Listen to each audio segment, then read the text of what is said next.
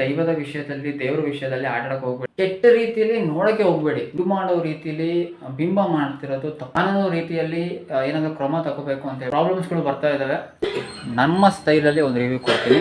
So ಕಾರಣಾಂತರದಿಂದ videos ಎಲ್ಲ delete ಆಗಿದ್ದಾವೆ. So hi hello welcome back to our YouTube channel. ಬೆಳಕು ಬೆಳಕಲ್ಲಿ ಕಣ್ಣ ಮುಂದೆ ಇರುವುದೆಲ್ಲ ಕಾಣ್ತದೆ, ಆದರೆ ಇದು ಬೆಳಕಲ್ಲ, ದರ್ಶನ. ಕಾಂತಾರ ಸಿನಿಮಾ ರಿಲೀಸ್ ಆಗಿ ತುಂಬ ದಿನಗಳಾಯಿತು, ವಾರ ಆಗ್ತಾ ಬಂತು. ಸೊ ಸಿನಿಮಾಗೆ ಹೋಗೋಕ್ಕಾಗಿದ್ದಿಲ್ಲ. ಸೊ ಇವತ್ತು ಮೂವಿಗೆ ಹೋಗ್ತಾ ಇದ್ದೀವಿ. ಇದೇ ನಮ್ಮ ಮೂಲ ಮಗ. ಸಿನಿಮಾ ಹೇಗಿದೆ ಅಂತ ಫ್ಯಾಮಿಲಿ ವಿತ್ ಎಲ್ಲ ನೋಡ್ತೀವಿ, ಎಲ್ಲ ರಿಯಾಕ್ಷನ್ ಸಿಗುತ್ತೆ. ರಿವ್ಯೂ ಮಾಡ್ಬೇಕಂತ ಇದ್ದೀನಿ. ಆಲ್ರೆಡಿ ತುಂಬ ಜನ ರಿವ್ಯೂ ಮಾಡಿದ್ದಾರೆ, ಬಟ್ ನಮ್ಮ ಸ್ಟೈಲಲ್ಲಿ ಒಂದು ರಿವ್ಯೂ ಕೊಡ್ತೀನಿ. ವಿಡಿಯೋ ಮಿಸ್ ಮಾಡ್ಕೊಬಿಟ್ಟು ಕೊನೆ ತನಕ ನೋಡಿ. ಸೊ ಯಾರ್ಯಾರು ಸಿನಿಮಾ ನೋಡಿಲ್ಲ, ಫಸ್ಟು ನಿಯರ್ ಬೈ ಥಿಯೇಟ್ರಿಗೆ ಹೋಗಿ ಸಿನಿಮಾ ನೋಡಿ. ಸೊ ಅದು ನಾನು ನೋಡಿ ತುಂಬ 3-4 ದಿವಸ ಆಯಿತು, ರಿವ್ಯೂ ಕೊಡಬೇಕಾಗಿತ್ತು. ಸೊ ಅಲ್ಲಿ ಥಿಯೇಟ್ರಲ್ಲಿ ಎಕ್ಸ್ಪ್ರೆಷನ್ಸ್, ನಮ್ಮದು ಆ ಸಿನಿಮಾ ನೋಡಿದ ತಕ್ಷಣ ಏನು ಅನ್ನಿಸ್ತು ಅದನ್ನು ನಾವು ರೆಕಾರ್ಡ್ ಮಾಡಿದ್ದೆ. ಸೊ ಕಾರಣಾಂತರದಿಂದ ವೀಡಿಯೋಸ್ ಎಲ್ಲ ಡಿಲೀಟ್ ಆಗಿದ್ದಾವೆ. ಸೊ ಹಂಗಾಗಿ ಅದನ್ನ ಯಾವುದೂ ಹಾಕೋಕ್ಕಾಗ್ತಾ ಇಲ್ಲ. ಈಗ ಕಾಂತಾರ ಸಿನಿಮಾದ ಮೇಲೆ ಕೆಲವೊಂದು ಪ್ರಾಬ್ಲಮ್ಸ್ಗಳು ಬರ್ತಾ ಇದ್ದಾವೆ. ಅದೇ ಊರಿನ ದೈವ ಆರಾಧನೆ ಏನು ಮಾಡ್ತಾರೆ, ಅದೇ ಊರಿನ ಸುತ್ತಮುತ್ತ ಇರೋ ಜನರು, ದೈವ ಆರಾಧನೆ ಮಾಡುವಂಥ ಜನರು, ದೈವನ ನಂಬುವಂಥ ಜನರೇ ಕಾಂತಾರ ಸಿನಿಮಾದ ವಿರುದ್ಧ. ಹಾಗೆ ಕಾಂತಾರ ಸಿನಿಮಾದಲ್ಲಿ ಬರುವಂಥ ದೈವದ ಪಾತ್ರನ ಇಮಿಟೇಟ್ ಮಾಡಿ ಸೋಷಿಯಲ್ ಮೀಡಿಯಾದಲ್ಲಿ ಅದ್ರ ಬಗ್ಗೆ ರೀಲ್ಸ್ಗಳನ್ನ ಮಾಡಿ ಅದನ್ನು ಕಾಮಿಡಿ ರೀತಿಯಲ್ಲಿ ಕನ್ವರ್ಟ್ ಮಾಡೋರ ಮೇಲೆ ಕಾನೂನು ರೀತಿಯಲ್ಲಿ ಏನಾದರೂ ಕ್ರಮ ತಗೋಬೇಕು ಅಂತ ಹೇಳಿ ಒಂದು ಕೇಸ್ ಅಂತ ಫೈಲ್ ಮಾಡಿದ್ದಾರೆ. ಸೊ ಅದಷ್ಟೇ ಅಲ್ಲದೆ ನೇಟಿಗರು ಕಾಂತಾರ ಸಿನಿಮಾದ ಮೇಲೂ ಕೂಡ ಕೆಲವೊಂದು ವರದಿಗಳನ್ನ ಹಾಕ್ತಿದ್ದಾರೆ. ದೈವ ಅಂತ ಬಂದಾಗ ಆರಾಧನೆ ಮಾಡಬೇಕು, ಸೊ ಅದನ್ನು ಒಂದು ಉದ್ಯಮಕ್ಕೆ ತಗೊಂಬಂದು ಅದನ್ನು ದುಡ್ಡು ಮಾಡೋ ರೀತಿಯಲ್ಲಿ ಬಿಂಬ ಮಾಡ್ತಿರೋದು ತಪ್ಪು ಅಂತ ಹೇಳ್ಬಿಟ್ಟು ಕಾಂತಾರ ಸಿನಿಮಾದ ಮೇಲೆ ಕೂಡ ಒತ್ತಡ ಆಗ್ತಾ ಇದ್ದಾರೆ. ಸೊ ಇದನ್ನು ನಿಲ್ಲಿಸಬೇಕು, ಇದನ್ನು ಸ್ಟಾಪ್ ಮಾಡಬೇಕು. ಅದಾದಮೇಲೆ ನೆಕ್ಸ್ಟು ರಿಷಬ್ ಶೆಟ್ಟಿ ಅವರು ಒಂದು ಹಿಂಟ್ ಅಂತ ಕೊಟ್ಟಿದ್ರು, ಕಾಂತಾರ ಸೀಕ್ವೆಲ್ ಬರುತ್ತೆ ಅಂತ ಹೇಳ್ಬಿಟ್ಟು ಹಿಂಟ್ ಅಂತ ಕೊಟ್ಟಿದ್ರು. ಸೊ ಅದನ್ನು ಮಾಡಬಾರ್ದು ಅಂತ ಹೇಳ್ಬಿಟ್ಟು ಕೂಡ ಒತ್ತಡ ಆಗ್ತಾ ಇದ್ದಾರೆ ಅಂತ. ಸೊ ನಿಮಗೆ ಒಂದು ರಿಕ್ವೆಸ್ಟ್ ಏನು ಅಂತಂದರೆ, ಕಾಂತಾರ ಸಿನಿಮಾದಲ್ಲಿ ಏನೇನು ದೈವದ ಅವತಾರಗಳು ಬರುತ್ತೆ ಅದನ್ನು ದೈವದ ಥರ ನೋಡಿ. ಕಾಂತಾರ ಸಿನಿಮಾ ಅಷ್ಟೇ ಅಲ್ಲದೆ ಅದು ಒಂದು ದೈವದ ಆರಾಧನೆಯನ್ನು ಬಿಂಬಿಸುವಂಥ ಸಿನಿಮಾ ಆಗಿರುತ್ತೆ. ನೋಡೋರಿಗೆ, ನೋಡ್ತಾ ಇರೋರಿಗೆ ಆ ದೇವರು ಯಾರು ಅಂತ ಗೊತ್ತಿಲ್ದಂಗೆ ಇರ್ಬೋದು. ಸೊ ಆ ದೈವನ ಗೊತ್ತಿಲ್ಲದಿರ್ಬೇಕಾದ್ರೆ ಅದನ್ನು ನೋಡಿ ಖುಷಿ ಪಡಿ, ಬಿಟ್ಟು ಅದನ್ನು ಕಾಮಿಡಿ ರೀತಿಯಲ್ಲಿ ಕನ್ವರ್ಟ್ ಮಾಡೋದು, ಸೋಷಿಯಲ್ ಮೀಡಿಯಾದಲ್ಲಿ ಒಂಥರ ಬೇರೆ ರೀತಿನೇ ಬಿಂಬಿಸೋದು, ಅದೆಲ್ಲ ಮಾಡೋಕ್ಕೆ ಹೋಗ್ಬೇಡಿ. ಯಾಕಂದರೆ ದೇವರು ಅಂತ ಬಂದಾಗ ಹಿಂದೂ, ಮುಸ್ಲಿಂ, ಕ್ರಿಶ್ಚಿಯನ್ ಧರ್ಮಗಳ ದಾಟಿ ನಿಲ್ಲುತ್ತೆ ದೈವ ಅಂತ ಬಂದಾಗ.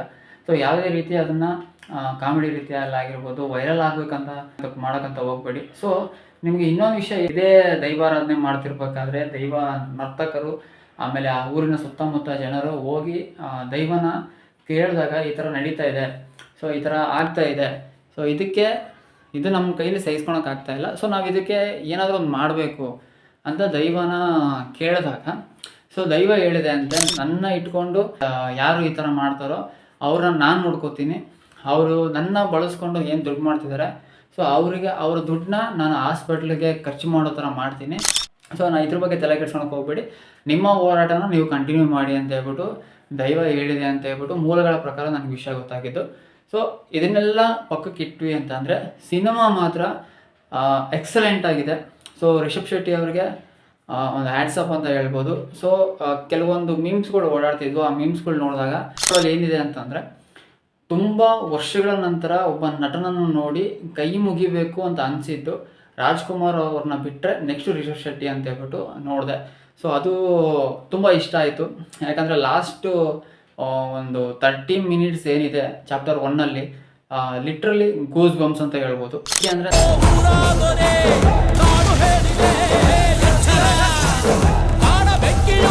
ನನಗೆ ಲಾಸ್ಟ್ ಒಂದು 10-20 ಮಿನಿಟ್ಸಲ್ಲಿ ಒಂದು 2-3 ಶಾರ್ಟ್ಸ್ ಮಾತ್ರ ತುಂಬ ಇಷ್ಟ ಆಯಿತು. ಸೊ ಅದು ಆ್ಯಕ್ಚುಲಿ ಅದನ್ನು ನಾನು ರೆಕಾರ್ಡ್ ಮಾಡ್ಕೊಂಡಿದ್ದೆ. ಸೊ ಅದನ್ನ ಹಾಕ್ಬೇಕಂತ ಅಂದ್ಕೊಂಡೆ. ಯಾಕಂದರೆ ನಾನು ನಿಮಗೆ ಫಸ್ಟ್ಗೆ ವೀಡಿಯೋ ಸ್ಟಾರ್ಟಲ್ಲೇ ಹೇಳ್ದಂಗೆ ಕಾಂತಾರ ಸಿನಿಮಾ ಎಲ್ಲರೂ ರಿವ್ಯೂ ಮಾಡಿರ್ತಾರೆ, ಬಟ್ ನಮ್ದು ಒಂದು ಸ್ವಲ್ಪ ಡಿಫ್ರೆಂಟ್ ಆಗಿರುತ್ತೆ, ನನ್ನ ಸ್ಟೈಲಲ್ಲಿ ಒಂದು ಸ್ವಲ್ಪ ಡಿಫ್ರೆಂಟಾಗಿ ಮಾಡಬೇಕು ಅಂತ ಅಂದ್ಕೊಂಡು ಏನಕ್ಕೆ ಕೇಳಿದೆ ಅಂದರೆ, ಆ ಟೈಮಲ್ಲಿ ಆ ಫುಟೇಜ್ ಇತ್ತು, ಆ ಫುಟೇಜ್ ನಿಮಗೆ ತೋರಿಸ್ಬೇಕಂತ ಅಂದ್ಕೊಂಡೆ, ಬಟ್ ಅದು ಡಿಲೀಟ್ ಆಗೋಗಿದೆ. ಸೊ ಹಂಗಾಗಿ ಹಾಕೋಕ್ಕಾಗ್ತಾಯಿಲ್ಲ. ಒಂದು 2-3 ಶಾರ್ಟ್ಸ್ ಮಾತ್ರ ನನಗೆ ತುಂಬ ಇಷ್ಟ ಆಯಿತು. ಅದು ಸ್ಟಾರ್ಟಿಂಗು ಗುಳಿಗನ ಎಂಟ್ರಿ ಆದಾಗ ಅವ್ರ ಅಮ್ಮನ ಏನು ಸಾಯಿಸ್ತಾನಲ್ವ, ಒಂದು ಬಾಡಿ ಶೇಪ್ ಈ ಥರ ಗಾಳಿಯಲ್ಲಿ ಬಾಡಿ ಶೇಪ್ ಈ ಥರ ಬರುತ್ತೆ, ಅದು ಸಕ್ಕತ್ತಾಗಿದೆ. ಅದಾದಮೇಲೆ ಚಾಮುಂಡಿ ದೇವಿ ಆಹ್ವಾನ ಆದಾಗ ಎಂಟ್ರಿ ಇದೆ, ಈ ಥರ ಬಾಡಿ ಶೇಪಿಂಗು ಈ ಥರ ಮಾಡ್ಕೊಂಡು ಬಂದು ಒಂದು ಹೆಜ್ಜೆ ಇಟ್ಟಾಗ ಹಿಂದೆ ಹುಲಿ ಬರುತ್ತೆ, ಅದು ಅಲ್ಟಿಮೇಟ್ ಸೀನು. ಅದಾದಮೇಲೆ ಲಾಸ್ಟಿಗೆ ದುರ್ಗಿ ಅವತಾರ ತಾಳಿ ತ್ರಿಶೂಲ್ನ ಹಿಂಗೆ ಹಾಕಿ ಸಾಯಿಸ್ತಾರೆ. ಸೊ ಅದು ಈ ಒಂದು 3-4 ಶಾರ್ಟ್ಗಳು ತುಂಬ ಇಷ್ಟ ಆಯಿತು. ಸೊ ಹಾಗೆ ಇದನ್ನು ಹೇಳ್ಬಾರ್ದು ಅಂತ ಅಂದ್ಕೊಂಡೆ, ಬಟ್ ಹೇಳಲಿಲ್ಲಂಗಿರೋಕ್ಕೆ ನನಗೆ ಮನಸ್ಸು ಬರಲಿಲ್ಲ. ಕಾಂತಾರ ಸಿನಿಮಾ ನೋಡಿ ಹೊರಗೆ ಬರಬೇಕಾದ್ರೆ ಒಬ್ಬ ವ್ಯಕ್ತಿ ಕಾಂತಾರ ಸಿನಿಮಾದಲ್ಲಿ ಗುಳಿಕನ ಪಾತ್ರ ಎಂಟ್ರಿ ಆಗ್ತಿದ್ದಂಗೆ ರಿಷಬ್ ಶೆಟ್ಟಿ ಅವರು ಏನು ಒಂದು ಆ್ಯಕ್ಟ್ ಅಂತ ಮಾಡ್ತಾರೆ, ಸೊ ಅದೇ ರೀತಿ ಸೇಮ್ ಟು ಸೇಮ್ ಒಬ್ಬ ವ್ಯಕ್ತಿ ಥಿಯೇಟ್ರ್ ಮುಂದ್ಗಡೆ ಮಾಡಿದ್ದಾನೆ. ಸೊ ಅವನ್ನ ಹಿಡ್ಕೊಂಡು ಕೆಲವರು ಎಲ್ಲ ವಿಚಾರಿಸಿದಾಗ ಯಾಕೆ ಆ ಥರ ಮಾಡಿದೆ ಅಂತಂದಾಗ ಫೀಲ್ ಬಂತು ನನಗೆ, ಅದಕ್ಕೋಸ್ಕರ ಅದನ್ನು ಮಾಡಿದೆ ಅಂತ ಹೇಳಿದ್ದಾನೆ. ನನಗೆ ತುಂಬ ಪ್ರಾಬ್ಲಮ್ಗಳು ಆಗಿದ್ದಾವೆ. ಸೊ ಅವ್ನ ಲೈಫಲ್ಲದೆ ಹೊರಗಡೆನೂ ಕೂಡ ಅವನ್ನ ತುಂಬ ಜನ ಬೇರೆ ರೀತಿ ಇದು ಮಾಡ್ತಿದ್ದಾರೆ. ಸೊ ನಿಮ್ಗೇನು ಹೇಳ್ತಿದ್ದೀನಿ ಅಂತಂದರೆ, ದೇವರು ದೈವ ಅಂತ ಬಂದಾಗ ಯಾವುದೇ ರೀತಿ ಅದನ್ನು ಕೆಟ್ಟ ರೀತಿಯಲ್ಲಿ ನೋಡೋಕ್ಕೆ ಹೋಗಬೇಡಿ. ನಿಮಗೆ ನೋಡೋಕ್ಕೆ ಇಷ್ಟ ಇಲ್ಲ ಅಂದರೆ ಬೇಡ, ನೋಡೋಕ್ಕೆ ಹೋಗಬೇಡಿ. ಸೊ ನೋಡೋಕ್ಕೆ ಇಷ್ಟ ಇತ್ತು ಅಂತಂದಾಗ ಅದನ್ನು ಒಂದು ಭಕ್ತಿಯಿಂದ ಅಥವಾ ಒಂದು ಸಿನಿಮಾ ರೀತಿ ನೋಡಿ ಕೈ ಬಿಟ್ಬಿಡ್ರಿ. ಅದನ್ನು ನೀವು ಬ್ಯಾಡಾಗಿ ಕನ್ವರ್ಟ್ ಮಾಡಿ ಜನಕ್ಕೆ ಇನ್ನೊಂದು ವಿಷನ್ ನಾನು ತೋರಿಸ್ತೀನಿ ಅಂತ ಹೋದರೆ ಅದು ನಿಮ್ಮ ಲೈಫಿಗೆ, ನಿಮ್ಮ ಒಂದು ಪರ್ಸನಾಲಿಟಿಗೆ ತೊಂದರೆ ಆಗೋಂಥ ತುಂಬ ಸಾಧ್ಯತೆಗಳು ಇರ್ತವೆ. ಅದನ್ನು ಸ್ವಲ್ಪ ತಲೆಯಲ್ಲಿಟ್ಕೊಳ್ಳಿ. ಸಿನಿಮಾ ರೀತಿ ನೋಡಿ. ದೈವದ ಬಗ್ಗೆ ಗೊತ್ತಿಲ್ಲ ಅಂತಂದಾಗ ದೈವದ ಬಗ್ಗೆ ತಿಳ್ಕೊಂಡು ಅದ್ರ ಬಗ್ಗೆ ಏನಾದರೂ ಮಾತಾಡಬೇಕು ಅನ್ನೋದನ್ನ ತಿಳ್ಕೊಳ್ಳಿ. ಸಿನಿಮಾ ರೀತಿಲಿ ನೋಡಿ. ನಿಮಗೆ ದೈವದ ಬಗ್ಗೆ ಗೊತ್ತಿಲ್ಲ ಅಂತಂದರೆ ಯೂಟ್ಯೂಬಲ್ಲಿ ಆಗಿರ್ಬೋದು, ಗೂಗಲಲ್ಲಿ ಆಗಿರ್ಬೋದು ತುಂಬ ಡೀಟೇಲ್ಸ್ಗಳು ಸಿಗ್ತವೆ, ಸರ್ಚ್ ಮಾಡಿ ನೋಡಿ. ಯಾವುದೇ ರೀತಿ ದೈವದ ವಿಷಯದಲ್ಲಿ, ದೇವ್ರ ವಿಷಯದಲ್ಲಿ ಆಟಾಡೋಕೆ ಹೋಗ್ಬೇಡಿ ಅಂತ ಹೇಳ್ತಾ ಈ ವಿಡಿಯೋದಲ್ಲಿ ಮುಗಿಸ್ತಾ ಇದ್ದೀನಿ. ಇದೇ ರೀತಿ ವಿಡಿಯೋ ನೋಡ್ತಾ ಇರಿ, ಎಂಕರೇಜ್ ಮಾಡ್ತಾ ಇರಿ, ಸಪೋರ್ಟ್ ಮಾಡ್ತಾ ಇರಿ, ಲೈಕ್, ಶೇರ್, ಕಾಮೆಂಟ್ ಮಾಡ್ತಾ, ಸಬ್ಸ್ಕ್ರೈಬ್ ಮಾಡೋದು ಮರೆಯೋಕೆ ಹೋಗ್ಬೇಡಿ ಅಂತ ಹೇಳ್ತಾ ಜೈ ಹಿಂದ್, ಜೈ ಕರ್ನಾಟಕ ಮಾತೆ.